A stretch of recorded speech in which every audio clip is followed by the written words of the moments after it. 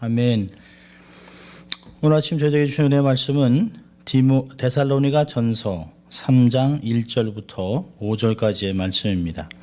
데살로니가 전서 3장 1절부터 5절까지의 말씀을 봉독해 드립니다. 하나님의 말씀입니다. 이러므로 우리가 참다 못하여 우리만 아덴에 머물기를 좋게 여겨 우리 형제 곧 그리스도 복음의 하나님의 일꾼인 디모데를 보내노니 이는 너희를 굳게 하고 너희 믿음에 대하여 위로함으로 누구든지 이 여러 환난 중에 요동치 않게 하려 함이라. 우리로 이것을 당하게 세우신 줄을 너희가 친히 알리라. 우리가 너희와 함께 있을 때에 장차 받을 환난을 너희에게 미리 말하였더니 과연 그렇게 된 것을 너희가 아느니라. 이러므로 나도 참다 못하여 너의 믿음을 알기 위하여 보내었노니 이는 혹 시험하는 자가 너희를 시험하여 우리 수고를 헛되게 할까 함일러니. 아멘. 하나님의 말씀이었습니다. Good morning. 좋은 아침입니다. 자, 오늘도 우리 한번 또 함께 양손을 가슴에 얹고 우리가 두 번 한번 외쳐보죠. 난 하나님의 특별한 사랑을 받은 사람이라고 두 번 해보겠습니다.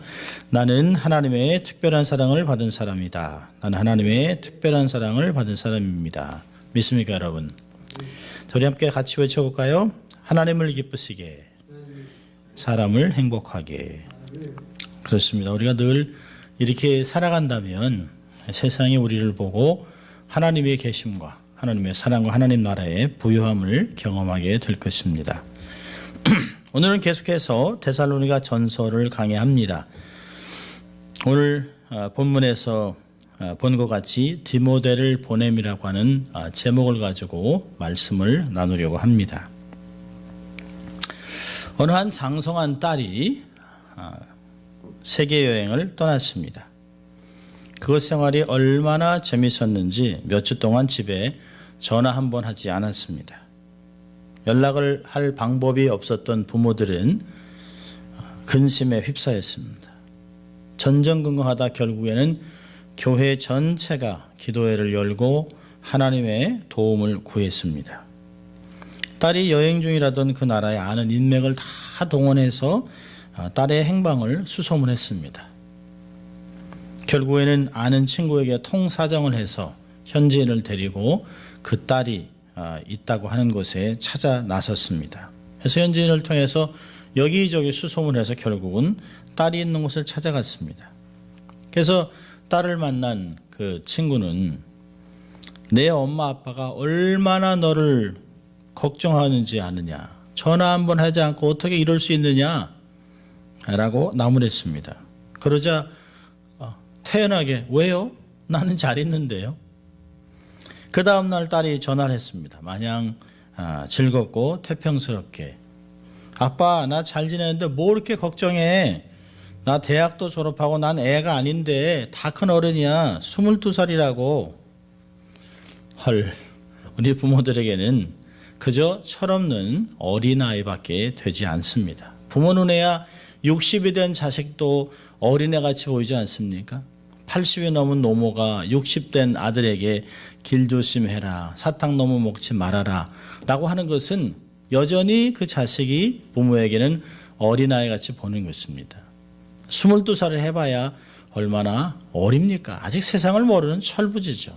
근데 그저 부모들의 생각에는 그런데 자기들은 다 컸다라고 마음대로 삶을 살아갑니다. 부모들은 밤에도 깨어서 자식들을 걱정하죠. 언제나 그렇기 때문에 이것은 우리가 이것을 인간적인 일상적인 삶으로 그냥 받아들이고 살아갑니다. 근데 자식들은 대개 부모가 얼마나 자신들을 생각하고 자신들의 행복을 위해서 염려하고 자신들에게 일어날지는 모르는 모든 일들을 떠올리면서 잠도 못 자고 뒤척이는 것들을 잘 몰라요. 짐작도 못합니다. 그래서 얘기하잖아요. 너도 자식 낳아봐라. 자식을 낳고 키우다 보면 부모의 사랑을 알게 되는 것이죠. 어떤 이들은 그럽니다. 예수님과 바울의 말씀을 인용하면서 뭐 이렇게 걱정합니까? 아무것도 염려하지 말고 모두 주께 염려를 맡겨라 라고 권면합니다. 물론 하나님을 신뢰하지 못하게 만드는 병적인 염려가 분명히 있습니다. 당연히 그런 염려는 하지 말아야 되죠. 근본적으로 우리의 믿음을 흔들어 놓는 염려는 하지 말아야 합니다. 거부해야 됩니다. 하지만 우리가 맡은 책임을 지고 있는 영역에서 염려는 정당스럽고 자연스러운 것이죠. 그런 염려는 적절하게 표현되어야 합니다. 마치 대통령이 국민을 위해서 염려하는 것, 또 선생이 연약하고 조금 부족해 보이는 학생들을 염려하는 것, 목사가 교우들을 향해서 염려하는 것, 이 모든 것은 정당하고 당연한 것입니다. 오늘 본문도 보면 이러한 표현들이 있습니다. 실로아노와 디모데와 함께 아테네에 있던 바울이 데살로니가 교우들을 생각하다 너무 염려가 된 것이에요. 그 이들의 생각으로 가득해서 이들이 어떻게 과연 지내고 있는지, 신앙생활은 잘하고 있는지, 이들을 핍박하는 사람들에 의해서 이들이 믿음이 떨어지지 않는지 살펴보기 위해서 결국에는 디모데를 보내기로 결정을 합니다. 바울은 데살로니가 교회를 방문하라고 여러 번 노력을 했죠. 근데 좌절하게 한 것은 상황이 어려워서 못 가게 되었지만, 그보다 더 중요한 것은 정말 데살로니가 교회에 대한 소식을 들을 수가 없었다는 것입니다. 그래서 바울은 두 번이나 얘기합니다. 1절에 참다 못하여, 5절에도 참다 못하여. 그러니까 애태우는 마음이 참다 못할 지경에까지 이르게 됐습니다. 이러한 긴장을 덜기 위해서 그는 무엇인가를 해야 되겠다라고 생각을 하고 결정을 합니다. 그래서 자신은 갈 수 없었기 때문에 그 대신에 디모데를 보내기로 결정을 하게 되는 것입니다. 그것이 최선의 계획이었죠. 그렇게 되면 바울은 혼자 아테네에 남아 있어야 합니다. 함께 예배드리고 기도하고 격려하고 위로하고 또 도움을 받던 연장자가 젊은 사람들을 보내고 홀로 하나님을 모르는 사람들 주위에 가득 있는 상황에서 혼자 있는 것은 결코 쉬운 일이 아니죠. 이걸 보면 바울은 데살로니가 교회 교인들의 삶을 되돌아보고 그들의 믿음을 북돋아주기 위해서 값진 희생을 치르게 되는 것입니다. 자, 바울이 보낸 디모데는 누구입니까? 디모데는 하나님을 공경하는 자라고 하는 뜻이 있습니다. 이 디모데는 바울의 제자가 돼서 바울과 함께 하나님의 일에 충성을 다한 목회자입니다. 바울은 디모데를 자신의 영적인 아들이라고도 칭합니다. 그는 헬라인 아버지와 유대인 어머니 사이에서 태어난 세상말로 하면 혼혈인입니다. 그런데 세상에서 헬라 사회에서 로마 문화 속의 삶을 살아가면서 자신을 섬길 수 있었던 디모데가 그렇게 성장하지 않고 아버지를 따라서 그 주위에 있는 사람들과 같이 헬라인들과 같이 삶을 살면서 우상 숭배를 하고 음행을 하고 그 문화 속에 젖어 살았던 것이 아니라 어머니 유니게, 로이스, 외할머니의 이 전통을 따라서 그들의 경건을 배우고 하나님을 배우고 성경을 배우면서 신앙생활을 하는 모범적인 젊은이로 성장을 하게 됩니다. 그런데 정말 중요한 것은 우리가 일생 누구를 만나고 사느냐가 그 사람의 인생을 좌우하죠. 디모데는 바울을 만남으로 디모데가 된 것입니다. 바울이 두 번째 여행을 떠나서 루스드라에서 신앙생활을 잘하고 있는 디모데를 만납니다. 그리고 디모데는 바울의 평생 영적인 동역자가 됩니다. 여러분, 한 번 만남을 통해서 평생 생애가 달라지기도 하는 것을 볼 수 있어요. 여러분, 엘리사, 그는 엘리야를 만남으로 인생이 달라졌습니다. 평생 갈릴리 바다에서 어부로 삶을 살 수 있었던, 그리고 어부로 인생을 마칠 수 있었던 평범한 베드로, 그를 불러주었던 예수님을 만나고 그는 사람을 낚는 어부, 12제자들의 수장으로 결국은 주를 위해 헌신을 하고 주를 위해 쓰임받다가 주를 위해 순교를 했던 위대한 베드로가 될 수 있었던 것입니다. 디모데는 바울을 만남으로 생애 전환기를 맞이했습니다. 이 디모데는 바울의 마음을 가장 잘 아는 동역자입니다. 마치 사울의 분신가토 같은 복음의 동역자였죠. 바울은 본문에서 그와의 친밀한 관계를 이 두 가지 단어로 사용하는데요. 2절을 보면 우리 형제, 자기보다 나이가 어리고 젊고 미약해 보이지만 그를 우리의 형제로 받아들여서 대사도 바울이 젊은 이제 갓 사역을 한 디모데를 우리의 형제로 칭하고 있습니다. 또한 더 나아가서는요, 그리스도 복음의 하나님의 일꾼인 디모데를 보낸다라고 얘기하고 있습니다. 자기의 사역을 능히 감당할 수 있는 하나님께 직접 부름을 받은 복음의 사역자라고 동역자라고 이야기하고 있습니다. 그러니까 자기를 영적인 아들, 형제요 또 거룩한 사역의 동역자로 인정하는 하늘과 같은 사도의 부르심에 바울의 보답하듯이 디모데는 바울의 파송을 받아서 데살로니가 교회로 가서 맡겨진 일을 충성되게 감당하게 됩니다. 바울은 디모데에게 그랬겠죠. 내가 데살로니가 교회에 가서 상황을 좀 잘 살펴보거라. 그리고 도움을 주거라. 내 대신 네가 할 수 있는 일을 최선을 다해서 교회를 세워라고 명령을 하고 권했을 것입니다. 그리고 그를 보냈습니다. 3절에 바울이 디모데를 파송한 이유를 두 가지를 이야기합니다. 3절을 보면 2절 3절에 이런 말하고 있습니다. 디모데를 보내노니 이는 너희를 굳게 하고 너의 믿음에 대하여 위로함으로 누구든지 여러 환난 중에 요동치 않게 하렴이라 라고 이야기하고 있습니다. 그래서 특별히 2절을 보면 굳게 하고 믿음을 위로한다라고 하는 두 가지 단어가 있습니다.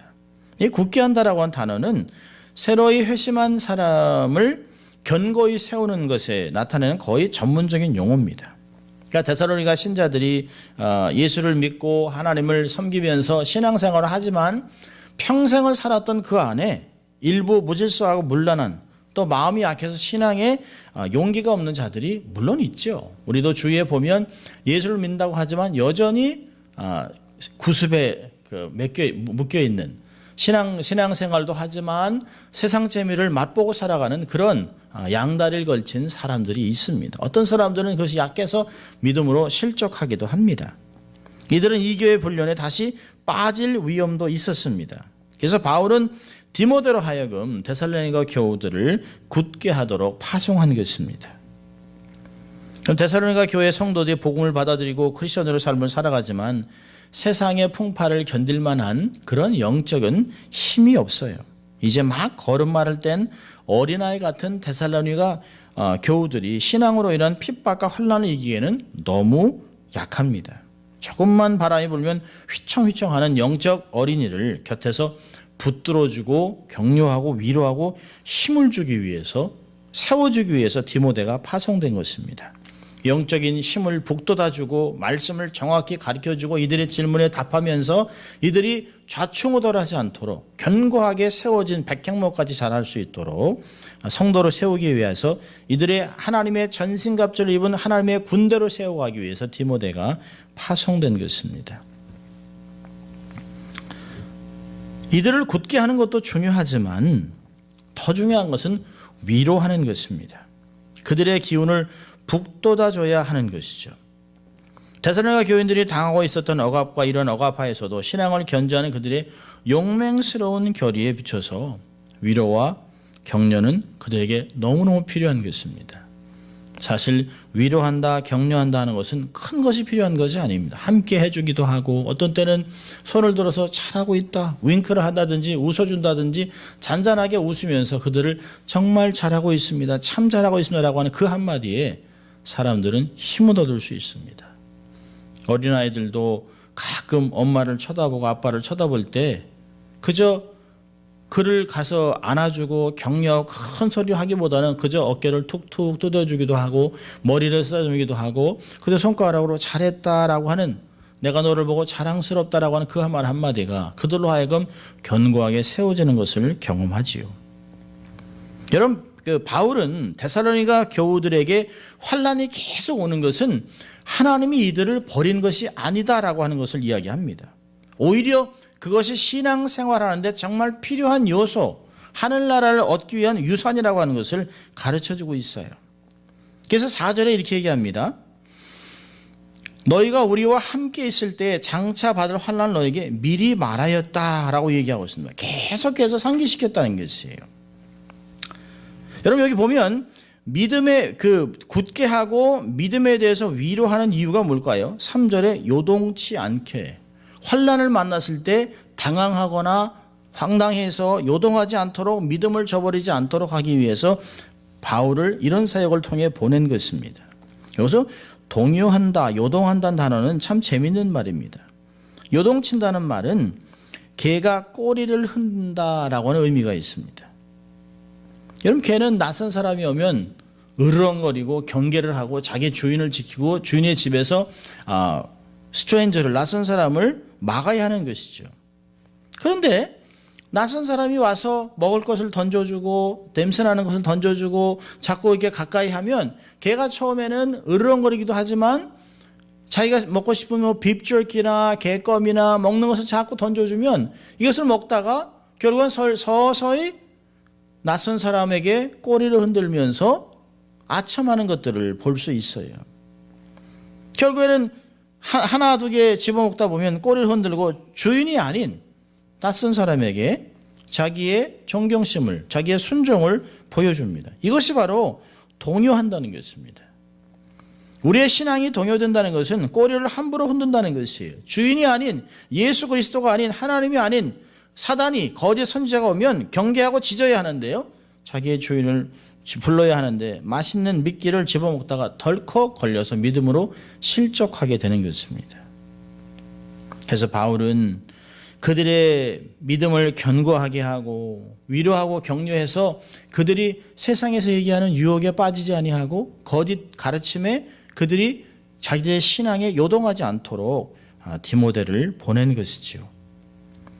바울은 데살로니가 교인들이 받는 환난 때문에 내가 왜 예수 믿는 것 때문에 이런 고난을 받아야 되나, 그러면서 이들이 그리스도를 떠날까 봐, 방황하게 될까 봐 염려한 것입니다.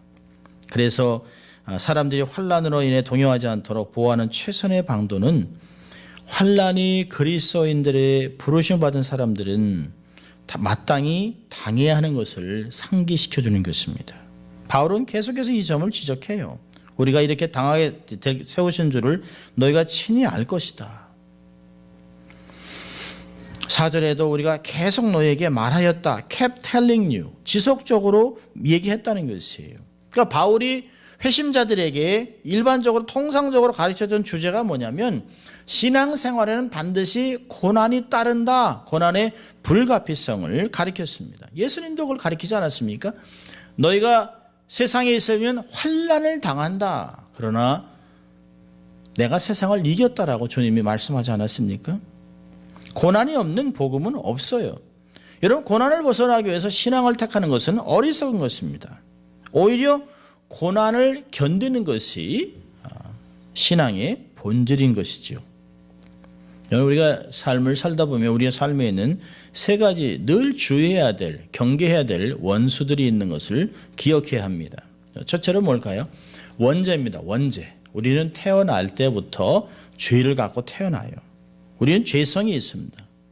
본성은 절대 거룩하지 않아요. 절대 선하지 않습니다.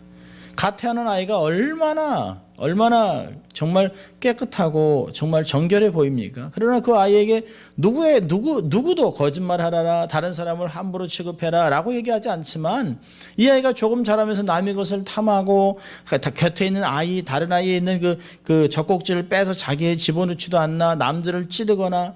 저희 아이도 자라면서 갓 태어난 막내 아들을, 데뷔가 2살이 채 안 됐을 때 지나가면서 아이의 눈을 콕 찌르는 거예요. 자기에게 오던 사랑이 동생에게 가니까 그걸 질투하는 것이죠. 어린아이에게 그런 걸 가르친 적이 없지만 아이들은 본능적으로 이기주의고 자기중심주의이기 때문에 본성은 거룩하지 않습니다. 그래서 신앙생활은 뭘까요?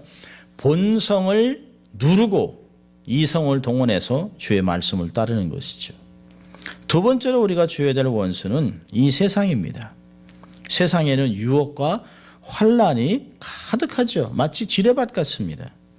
요한일서 5장 1절은 이렇게 경고합니다. 온 세상은 그 악한 자의 팔에 처하여 있다.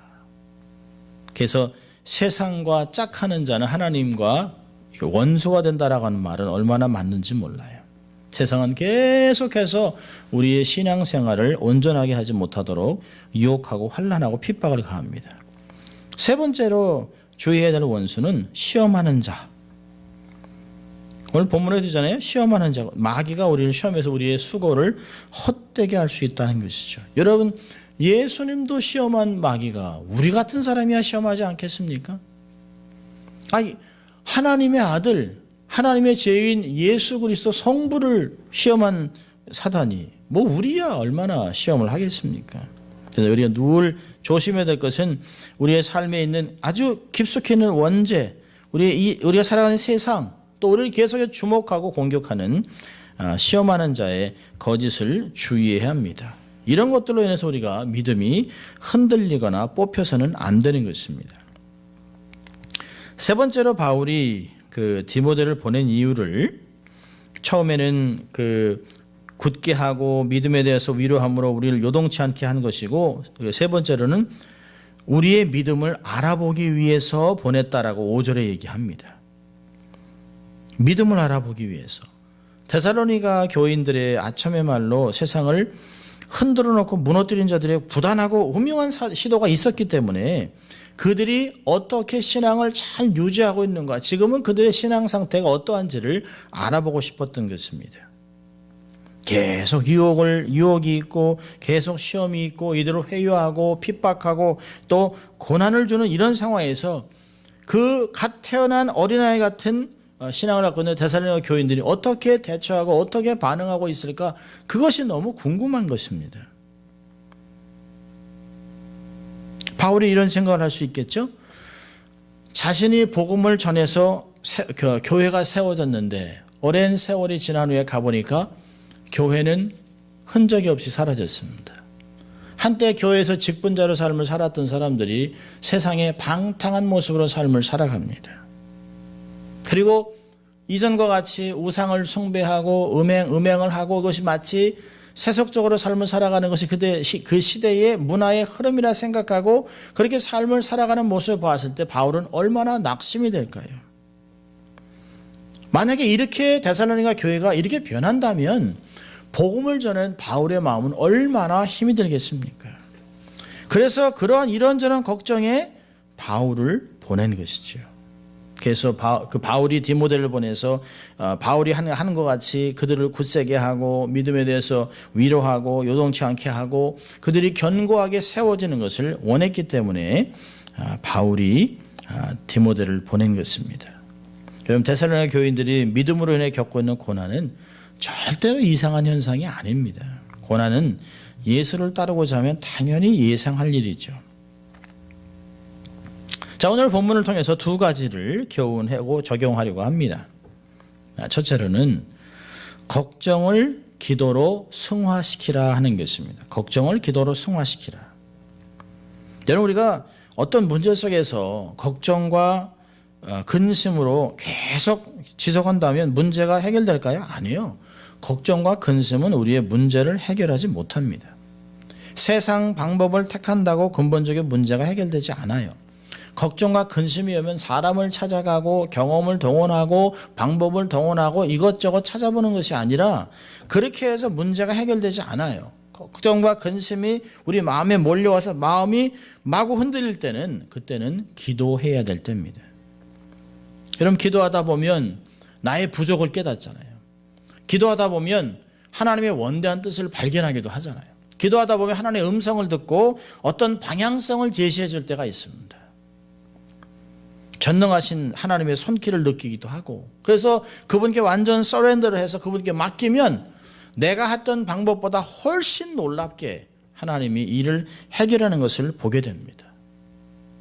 기도하다 보면 하나님 명령을 듣고 기도하다 보면 순종할 마음도 생겨 기도하다 보면 주의 방법을 실천하게 됩니다. 오래전에 제가 겪었고 또 이렇게 아마 오래전에 말씀을 드렸던 것 같아요. 소말리아에 제가 아는 선교사님이 계십니다. 선교사님은 후원도 하고 그분을 돕기도 하고 중보기도도 했었습니다. 근데 하루는 잠을 자다가 새벽에 너무 마음이 무겁고 너무 놀랄 마음이 생겨서 두렵고 해서 일어나서 앉았죠. 하나님, 좀 잠을 자야 되는데 이게 자꾸 너무 피곤한데요. 그런데도 마음에 계속 부담이 있으니까 나와 앉았습니다. 그리고 하나님, 어떠한 일들이 생기고 어떤 것을 기도해야 됩니까? 혹시 제가 알지 못하는 죄가 있어서 주님이 저를 부르셨습니까? 그런데 갑자기 소말리아 선교사님이 떠올랐습니다. 근데 이분이 그 LA에 오셨을 때 그런 얘기를 많이 하셨어요. 늘 그 강도 떼들이 선교 센터와 훈련 센터를 찾아와서 이들이 돈이 있을 때나 어떤 헌금이 들어왔을 때 어떻게 하는지 이들이 찾아와서 위협을 가하고 돈을 뺏어가고 물건을 뺏어가고 했다는 것을 들었습니다.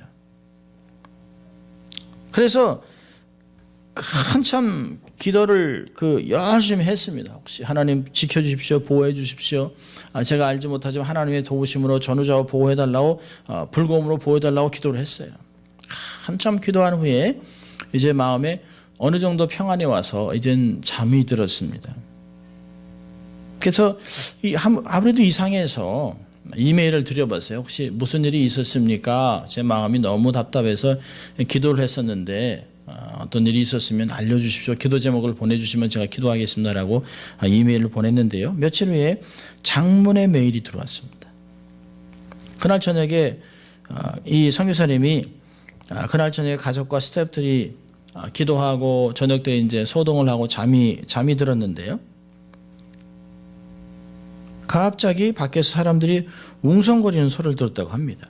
그러니까 훈련 학교를 시작하면서 학비를 받아놓은 것도 있고 또 이분이 은행에서 선교 헌금이 들어온 것을 알고 찾아오는데 강도들이 어떻게 알고 그 돈을 현금을 빼앗으려고 강도 떼가 왔습니다.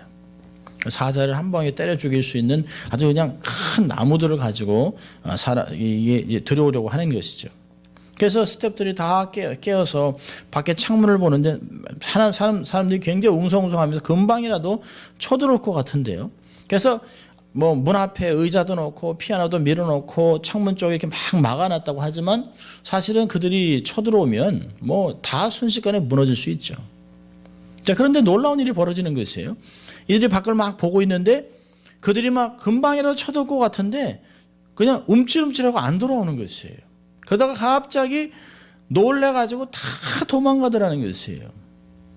도대체 무슨 일인가 해서 가만히 한 몇십 분을 기다리고 있다 다 그들이 사라진 후에 다 이제 잠이 들고 새벽에 일찍 일어나서 문을 치우고 열고 그래도 조심조심 밖을 내다봤는데 아무것도 없어서 좀 궁금했다고 하는 것이죠. 근데 그 다음날 이상한 소문이 돌았습니다. 동네 사람이 그런 얘기 한다는 것이죠. 어제 중무정한 군인들이 마을에 들어와서 선교사님 집을 완전히 막아서 지키고 있었다는 것이에요. 그리고 강도떼들이 집 앞으로 가려고 하면 그 군인들이 총뿌리를 강도떼들에게 대고 있었기 때문에 그들이 도대체 올 수 없었다는 거죠. 환하게 너무 환하게 선교사님 가정과 센터를 불러 지켜줬다는 거죠. 누가 했을까요? 아무도 모르지만 이건 하나님이 천군 천사들의 불검을 동원해서 그들을 지켜주신 것입니다. 믿을 수 있기를 바랍니다. 여러분, 자녀와 성도나 가정과 민족과 열방을 위해서 걱정하지 말고 기도를 하세요. 기도는 역사하는 힘이 큽니다. 우리는 부족해도 우리가 기도하면 크신 하나님이 역사를 하시잖아요. 우리가 하나님의 뜻과 의를 구하면서 그분에게 믿음을 가지고 기도하면 그분이 역사하세요. 걱정을 기도로 승화시키십시오. 자, 두 번째 교훈은 고난을 두려워하지 마십시오. 사도행전 14장 22절은 이런 얘기했습니다. 우리가 하나님 나라에 들어가려면 많은 환난을 겪어야 할 것이니라. 여러분, 고난이 없는 복음은 없습니다. 예수를 믿으면 뭐든지 잘되고 복을 받고 만사 형통하고 사고와 질병에서 건짐을 받고 무병장수합니까? 아니요, 그렇지 않습니다. 오히려 반대의 현상이 나타날 수도 있어요. 예수 믿었는데 막 고난이 옵니다. 하나님께 헌신하고 믿음을 키워가는데 자꾸 비즈니스는 어려워요. 자녀들이 자꾸 아파요. 상황이 어렵습니다. 관계가 꼬입니다. 도대체 이해할 수 없는 일이 막 벌어져요. 왜요? 우리가 하나님을 믿기 전에는 믿음이 없을 때는 세상과 똑같으니까 사단이 우리를 내버려 둡니다. 자기 편을 누가 공격하겠어요? 그런데 세상에서 불려 나와서 하나님의 나라의 일꾼이 돼서 세상에 다시 파송돼서 하나님 나라를 확장해 나가는 사람들을 사단이 가만두지 않죠. 환경을 흔들어 놓고 자녀를 흔들어 놓고 우리의 삶에 건강을 치고 들어오고 관계를 깨놓는 그런 것을 보면서 낙심하고 좌절하고 믿음을 버리는 것이 아니라 오히려 내가 하나님께 속해 있기 때문에 하나님이 내게 이런 훈련, 고난을 견디게 하시는구나 라고 하는 것이에요. 여러분, 예수 믿고 신앙이 성숙해지면 이전에 없던 어려움이 생기고 힘이 들 수도 있어요. 그럴 때마다 이것은 나를 위한 것들. 여러분, 사단은 거침돌이라고 갖다 놓지만 우리가 하나님 눈으로 보면 거침돌이 디딤돌로 바뀔 수 있어요. 사단은 우리의 길을 막아놨지만 그 막힌 것 때문에 우리가 믿음이 커져서 그걸 넘어가기도 하고 다른 것을 분별해서 나갈 수도 있습니다. 영어도 그런 얘기 하잖아요. No pain, no gain. No cross, no crown. 당연한 것이죠. 고난은 나의 삶의 불순물을 제거하는 힘이 있습니다. 고난을 믿음으로 견뎠던 모든 사람들의 고백이 뭘까요? 나를 정궁같이 하나님이 인생으로 만들어 주셨다라고 하는 걸 이야기합니다. 고난이 없었다면 내가 있을 수 없었어요. 고난이 없었다면 지금까지 이런 역사가 있을 수 없었어요. 고난이라고 하는 순결하고 하는 피를 뿌렸기 때문에 교회가 부흥하고 하나님의 사람들이 변하는 것입니다. 고난과 눈물 없이 이루어진 성공은 없어요. 여러분, 태릉 선수들이 외치는 말이 있습니다. 내가 흘린 땀만큼 메달에 가까워진다. 태릉 선수촌의 그 다큐멘터리를 보니까 유도 선수들이 아침 새벽에 5시 일어나면 산 꼭대까지 4km에서 6km를 달립니다. 그리고 와서는 막 어떤 사람은 토하기도 하고 숨이 막 턱까지 차는데도 또 뛰게 해요. 그리고 밥 먹고 또 뛰고 이들이 자기들이 사용하는 게 버켓이 있는데요. 얼마나 땀이 많이 나면 이 옷을 벗어서 짜면 그냥 마치 걸레를 짜듯이 땀이 줄줄줄 흐릅니다.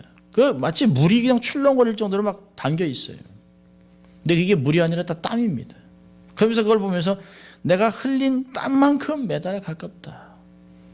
그들이 그런 고난을 겪지 않았다면, 훈련하지 않았다면 제대로 된 게임도 또 메달을 딸 수도 없는 것이죠. 여러분, 세상 사람도 그렇습니다. 하늘나라에 들어가는데 금면류관, 생명의 면류관, 그 황금 면류관을 우리에게 쓰려고 한다면 세상에 있는 것들을 자꾸 털어내고 세상과 싸워나가면서 믿음을 지키는 것 얼마나 중요한지 몰라요. 사도 바울도 그러지 않습니까? 내가 정말 믿음을 지켰다. 선한 싸움을 달렸다. 내가 달려갈 길을 다 마쳤기에 내게 주실 면류관이 있다라고 얘기하지 않습니까? 나도 주지만 하나님이 모든 사람에게도 면류관을 줄 것이라고 얘기하고 있습니다. 그렇다면 우리가 고난을 두려워하지 말고 오히려 고난을 뛰어넘는, 견디고 이겨나가는 그런 사람들이 되어야 합니다. 오늘 말씀과 같이 서로의 믿음을 굳세게 하세요. 위로와 격려로 성도들을 세워주십시오. 고난을 두려워하지 말고 오히려 잘 감당해서 디딤돌로 만들어가는 여러분 될 수 있기를 주의 이름으로 축원합니다. 기도하겠습니다. 하나님 아버지, 감사합니다. 오늘도 말씀으로 저희를 초청하시고 또 말씀을 들려주심으로 우리의 마음을 다시 위로하시고 굳건케 하신 것 감사합니다. 고난을 두려워하지 않고 기도하는 가운데 이 어려움을 다 극복해서 결국에는 요동치 않는 믿음으로 주를 기쁘시게 하는 저희들 될 수 있도록 주님 축복하여 주시옵소서. 감사하고 예수님 이름으로 기도합니다. 아멘.